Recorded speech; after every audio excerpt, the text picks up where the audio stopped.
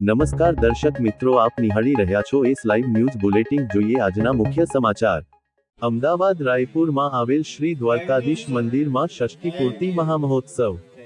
અમદાવાદમાં રાયપુર શ્રી દ્વારકાધીશ મંદિરમાં અનંત વિભૂષિત જગતગુરુ શ્રીમદ વલ્લભાચાર્ય શુદ્ધાદ્વૈત તૃતીય પીઠાધીશ્વર પરમ પૂજ્ય ગોસ્વામી 108 ડો.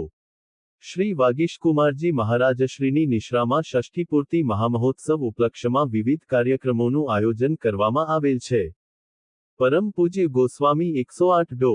શ્રી વાગીશકુમાર મહારાજશ્રીના મંગલમય ષષ્ઠી પૂર્તિ મહામહોત્સવના ઉપલક્ષમાં પૂજ્ય શ્રી મહારાજશ્રીનો અભિવાદન સમારોહ તેમજ આજના યુવાન અને યુવતીઓમાં ધર્મનો પ્રચાર પ્રસાર અને સારા સંસ્કારોનું સિંચન થાય તે માટે વચનામૃત તેમજ વક્તવ્યનું આયોજન કરાયું છે.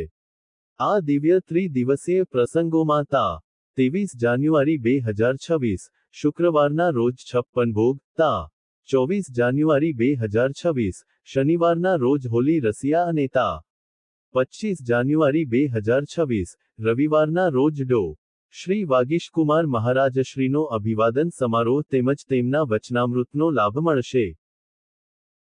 જગતગુરુ જય દ્વારિકાધીશ 23 તારીખે બપોરે 3:30 વાગ્યાથી અભૂતપૂર્વ 56 ભોગનું આયોજન સરદાર પટેલ સેવા સમાજ, મીઠા ખડી 6 રસ્તા, કૃપાશંકર જોશી માર્ગ, એલિસ બ્રિજ, નવરંગપુરા, અમદાવાદના મહત્વપૂર્ણ સ્થાન પર રાખવામાં આવ્યું છે.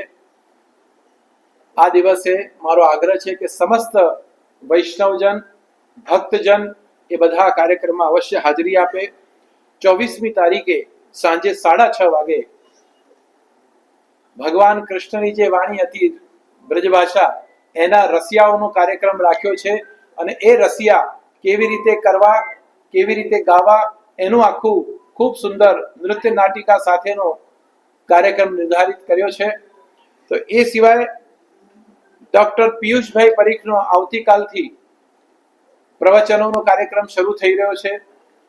25મી તારીખે દીપેશભાઈ ભટ્ટ કરીને એક સંગીતકાર છે, એમનો સંગીત સંધ્યા છે અને સાંજે અભિવાદન સમારોહ રાખ્યો છે, જેમાં મારી બહુ ઈચ્છા છે કે બધા જ મહાનુભાવો જે અમદાવાદ અને આસપાસના ગામોમાં અમારા મંદિરો છે એ બધા જ મહાનુભાવો ઉપસ્થિત થાય અને એમનું અભિવાદન કરવાનું સદભાગ્ય મળે.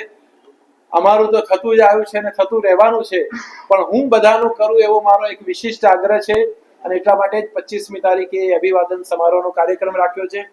આ આખી કાર્યક્રમની રૂપરેખા મેં આપણી સામે પ્રસ્તુત કરી. બધા જ કાર્યક્રમોમાં બધાને હાજરી આપવા માટે મારું હૃદયનું આમંત્રણ છે. અત્યારે પરિસ્થિતિ છે, વિદેશોના લગભગ ઘણા બધા વૈષ્ણવ અત્યારે અહીંયા ઉપસ્થિત છે અને મને ઘણા બધાના ફોન આવ્યા છે કે અહીંયા આવશે, એટલે મને એવું લાગી રહ્યું છે કે મિનિમમ 5 થી 10,000 વૈષ્ણવો આ કાર્યક્રમમાં ચોક્કસપણે લાભ લેશે અને એમાં એનઆરઆઈસ પણ બધા બહુ જ છે અને એ લોકો વિશેષ રૂપે લાભ લેવા માટે અહીંયા 3 દિવસ ઘણી બધી હોટલો બુક કરીને અહીંયા રોકાયા છે. ખાસ કરીને આ કાર્યક્રમ થકી કાર્યક્રમમાં હું તો એક જ મેસેજ આપવા માંગી રહ્યો છું કે યુવાનો વધારેથી વધારે જોડાય અને ધર્મ, સંસ્કૃતિ અને સભ્યતાનો અનુભવ કરીને પોતાની જાતને ધર્મથી આપલાવિત કરે. જો ધર્મ નહીં હોય યુવાનમાં તો યુવાનને ભટકવાની શક્યતાઓ વધી જશે અને જો ધર્મ સાથે યુવાન ચાલશે તો એ ક્યારે ભટકી નહીં શકે. એની જવાબદારી અને ગેરંટી વોરંટી લેવા અમે તૈયાર છે. તો દર્શક મિત્રો, આ હતા અત્યાર સુધીના સમાચારની ખાસ ગતિવિધિ માટે આપ નિહાળતા રહો એસ લાઈવ ન્યૂઝ બુલેટિન. નમસ્કાર.